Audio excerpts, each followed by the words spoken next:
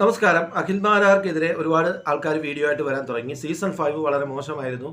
അഖിൽ മാരാർ മാത്രമേ ഉള്ളൂ അതിനകത്ത് കൊള്ളാവുന്ന ആൾ. ബാക്കി എല്ലാവരും മോശം മത്സരാർത്ഥിയാണ്, പുള്ളിക്കെതിരെ ആരും സംസാരിച്ചില്ല എന്നൊക്കെയാണ്. ശരിക്കും അതാണോ സത്യം? പുള്ളി അത്രയും നല്ല രീതിയിൽ തിരിച്ച് പണി കൊടുക്കുന്ന ആളാണ്. അതായത് തഗ്ഗിൻ്റെ തമ്പുരാനാണ്. ഇദ്ദേഹത്തിനെതിരെ ഇദ്ദേഹത്തിൻ്റെ വാക്ചാതുര്യത്തിൻ്റെ മുമ്പിൽ പിടിച്ചു നിൽക്കാൻ ഇന്ന് വരെ ബിഗ് ബോസിൽ ഇന്ന് വരെ എന്നല്ല ഒരുമാതിരിപ്പെട്ട ഒരാൾക്കും കഴിയും എന്ന് എനിക്ക് തോന്നുന്നില്ല. ആ റേഞ്ചിൽ നിൽക്കുന്നത് ഞാൻ പറഞ്ഞത്. ഇപ്പം അഡ്വക്കേറ്റ് ജയശങ്കറോ അല്ലെ അതുപോലെ ഈ വലിയ വലിയ ചർച്ചകളുടെ കാര്യമല്ല പറഞ്ഞത്. ഇപ്പം പറഞ്ഞ റോബിന് അല്ലെങ്കിൽ സീക്രട്ട് ഏജൻറ്റ് അല്ലെങ്കിൽ അതുപോലുള്ള കൊച്ചു കൊച്ചു യൂത്ത് കോൺഗ്രസ്സിലെ അല്ലെങ്കിൽ CPM-ലെ അല്ലെങ്കിൽ ഡിഫിയിലേക്ക് രാഷ്ട്രീയക്കാർ പ്രവർത്തകർ അങ്ങനെയൊക്കെയുള്ള ഇപ്പം എക്സാമ്പിൾ എടുത്തു കഴിഞ്ഞാൽ നമ്മുടെ അശ്വന്ത് കോക്കിനെ പോലുള്ള ആൾക്കാരെയൊക്കെ എടുത്തു കഴിഞ്ഞാൽ അവരാരും അഖിൽ മാരാറുടെ മുമ്പിൽ വാക്ചാതുര്യത്തിൽ പിടിച്ചു നിൽക്കാൻ പറ്റില്ല. അതാണ് സത്യം. ശരിക്കും സീസൺ 5 സംഭവിച്ചത് അതാണ്. കാരണം അതിനെതിരെ അഖിലിനെതിരെ നല്ല രീതിയിൽ കളിക്കാനായിട്ട് ഷോഫ അല്ലെങ്കിൽ ജുനൈസ് അല്ലെങ്കിൽ റിനോഷ് അവരൊക്കെ അത്യാവശ്യം കഴിവുള്ളവരൊക്കെ തന്നെയായിരുന്നു. പക്ഷേ നല്ല ഒന്നാന്തരമായിട്ട് തിരിച്ച് കിട്ടുമെന്നുള്ള പേടിയുണ്ട്. ആ ഭയം കൊണ്ടാണ് അവരാരും തിരിച്ച് അധികം സംസാരിക്കാഞ്ഞതും. ഇദ്ദേഹം തന്നെ വിജയിയായതും. പിന്നെ സീസൺ 5 ശേഷം വലിയ വാഗ്വാദങ്ങളോ ഒന്നും ഉണ്ടായില്ലെന്ന് പറഞ്ഞു. അതിൻ്റെയും അഖിൽ പറഞ്ഞത് വേറെ കാരണമാണെങ്കിൽ എൻ്റെ വിശ്വാസം എന്ന് പറഞ്ഞാൽ പുള്ളി എടുത്ത് പറഞ്ഞു കഴിഞ്ഞാൽ പുള്ളി ഒന്നാന്തരമായിട്ട് തിരിച്ചു പറയും. ഇപ്പോൾ സീക്രട്ട് ഏജൻറ്റുമായിട്ട് ലൈവിലായിട്ട് ഇരുന്ന് അഖിൽ മാരാർ തേച്ചൊട്ടിച്ചതറിയാം, റോബിനെ തേച്ചൊട്ടിച്ചറിയാം. അതാണ് പുള്ളി വെല്ലുവിളിച്ചത്. പിന്നെ അപ്പം അഖിൽ മാരാർ ഒരു മുറിക്കാത്തിരുന്നാണ് പറയുന്നതെന്നൊക്കെയാണ് അവരുടെ വാദം. അല്ല, അഖിൽ മാരാർ പറയുന്നത് അങ്ങനെയല്ല. അഖിൽ മാരാർ ഓപ്പണായിട്ട് ഇന്ന് ഒരുപാട് ഡിബേറ്റുകൾ ജയിച്ചിട്ടുണ്ട്. അഖിൽ മാരാർ ഒരിക്കലും ശരിക്കും മനസ്സിലാക്കേണ്ടത് അഖിൽ മാരാർ ഒരിക്കലും ഒരാളിനെ എതിർത്തുകൊണ്ടല്ല വന്നത്. ഇപ്പം എക്സാമ്പിൾ ഞാനിപ്പം ചെകുത്താൻ എന്ന് പറഞ്ഞൊരു യൂട്യൂബറെ എതിർത്തുകൊണ്ടാണ് എന്നെ കുറച്ചെങ്കിലും ഒരു ചെറിയ ശതമാനം ആൾക്കാരെങ്കിലും അറിയുന്നുണ്ടെങ്കിൽ അങ്ങനെയാണ് ഞാൻ അറിയുന്നത്. പക്ഷേ അഖിൽ മാരാർ അങ്ങനെയല്ല.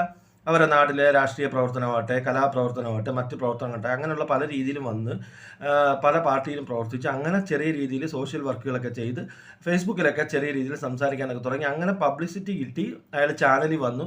അതിനുശേഷമാണ് റോബിനെതിരെ അദ്ദേഹം സംസാരിച്ചത്. അല്ലാതെ റോബിനെതിരെ സംസാരിച്ചുകൊണ്ടല്ല അഖിൽ മാരാർ രംഗത്ത് വന്നത്. അപ്പം ഇദ്ദേഹം ഓപ്പണായിട്ട് വെല്ലുവിളിക്കുന്നതെന്ന് പറഞ്ഞാൽ ഇദ്ദേഹത്തിന് ലൈവായിട്ട് നിന്ന് അടിച്ച് തോൽപ്പിക്കാൻ പറ്റുമെന്നാണ്. ഇദ്ദേഹം അത് തെളിയിച്ചു. ഇദ്ദേഹം സീക്രട്ട് ഏജൻറ്റുമായിട്ട് ജനം TV ചർച്ചയിൽ ഇദ്ദേഹത്തിൻ്റെ നേർക്ക് നേരെ നിന്ന് സീക്രട്ട് ഏജൻറ്റ് കണ്ടം വഴി ഓടി തേച്ചൊട്ടിച്ചു. നമ്മളെല്ലാവരും കണ്ടതാണ്. അതുപോലെ പല ചാനൽ ചർച്ചകളിലും ഇപ്പം കോൺഗ്രസിൻ്റെ യൂത്ത് കോൺഗ്രസിൻ്റെ പ്രതിനിധിയായിട്ട് വന്ന് തോപ്പിച്ചതാണ്. ഈ പറഞ്ഞ കണക്ക് ഈ ബിഗ് ബോസിൽ ലൈവായിട്ട് നിന്ന് തോപ്പിച്ചതാണ്. ഇപ്പം ഈ ബിഗ് ബോസിൽ കഴിഞ്ഞിട്ടും എന്താണ് പുള്ളിക്കെതിരെ ആരും അല്ലെങ്കിൽ അതിലെ കണ്ടസ്റ്റൻസ് ഒന്നും സംസാരിക്കാത്തത് എന്താണെന്ന് ചോദിച്ചു കഴിഞ്ഞാൽ തിരിച്ച് പണി അണ്ണാക്കി കിട്ടുമെന്നറിയാം. അതുകൊണ്ടാണ് അഖിൽ മാരാർ പറഞ്ഞത്. അപ്പം ഇദ്ദേഹത്തിനെതിരെ ആരോപിക്കുന്നവരെല്ലാം പറയുന്നത് ഇദ്ദേഹം അടച്ചിട്ട മുറിയിൽ നിന്നാണ് പറയുന്നത്. ഇദ്ദേഹം അടച്ചിട്ട മുറിയിൽ നിന്നല്ല പറയുന്നത്. ഇദ്ദേഹം ഓപ്പണായിട്ടാണ് പറയുന്നത് ചലഞ്ച് ചെയ്യാൻ. ഇദ്ദേഹം വന്നതും അങ്ങനെയാണ്. ഇദ്ദേഹം ഒരാൾക്കെതിരെ വിമർശിച്ചുകൊണ്ടല്ല വന്നത്.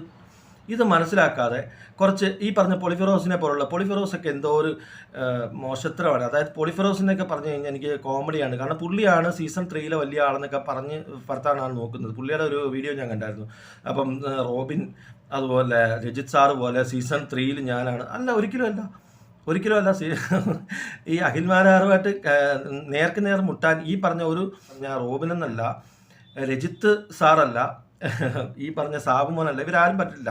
ബിഗ് ബോസ് ഒരു അൾട്ടിമേറ്റ് സീസൺ നടത്തി കഴിഞ്ഞാൽ അഖിൽ മാരാർ ആരാണെന്ന് നമുക്ക് അവിടെ തീർച്ചയായിട്ടും ബോധ്യപ്പെടും. പിന്നെ അൾട്ടിമേറ്റ് സീസണിൻ്റെ പോലും ആവശ്യമില്ല. കാരണം ഇപ്പം തന്നെ അഖിൽ മാരാർ ഒരു വെല്ലുവിളി നടത്തിയല്ലേ. ആരെങ്കിലുമൊക്കെ വന്നു ഞാൻ ഭക്ഷണം തരാമെന്ന്. ഒരു അയാൾ കുറേ നാളുകൊണ്ട് നമ്മൾ അയാളെ കാണുന്നില്ലേ എത്രയോ ദിവസം ബിഗ് ബോസ് കാണുന്നവരല്ലേ ഈ സംസാരിക്കുന്നതും. അയാൾ ആ ഒരു രീതിയിലല്ലേ പറഞ്ഞത് നമുക്ക് ഭക്ഷണം കഴിച്ച് സന്തോഷത്തോടെ കെട്ടിപ്പിടിച്ച് വരികയെന്നാണ് പുള്ളി ഉദ്ദേശിച്ചത്. അതെന്തെങ്കിലും ആവട്ടെ. അങ്ങനെ വന്നിട്ട് ഒരാൾ ഒരു വെല്ലുവിളി ഏറ്റെടുക്കാത്തതിൻ്റെ കാര്യം എന്താണെന്നറിയോ? അടിച്ചണ്ണാക്കി കൊടുക്കും, നല്ല കൃത്യമായിട്ടുള്ള മറുപടി കൊടുക്കുമെന്നറിയാം. ഞാൻ എൻ്റെ അഭിപ്രായത്തിൽ അഖിൽ മാരാറിനെ മാറ്റി കഴിഞ്ഞാൽ നല്ല രീതിയിൽ സംസാരിക്കാൻ അറിയാവുന്ന ഒരാളാണ് അശ്വന്ത് കോക്ക് എന്ന് പറഞ്ഞ ഒരാൾ. പുള്ളി പല ചാനലുകളും ഈ പറഞ്ഞ ആശ്മി ഉൾപ്പെടെ ഉള്ളവരെ നല്ല രീതിയിൽ പണി കൊടുത്ത് വിട്ടിട്ട് നമ്മൾ കണ്ടതാണ്. പക്ഷേ അഖിൽ മാരാർ പുള്ളിയെ വെല്ലുവിളിച്ചിട്ട് പുള്ളി പലയിടത്തും ഡിബേറ്റിന് പോയിട്ടുണ്ട്, ഈ പറഞ്ഞ അശ്വന്ത് കോക്കിന്. പക്ഷേ അഖിൽ മാരാരോട് മാത്രം മുട്ടാൻ പുള്ളിക്ക് പറ്റില്ല. കാരണം പുള്ളിക്ക് പണിയിട്ട് 100% ഉറപ്പുണ്ട്. കാരണം പുള്ളി അശ്വന്ത് കോക്ക് മോശക്കാരനാണെന്നല്ല ഞാൻ പറഞ്ഞത്, ഒരിക്കലും അല്ല.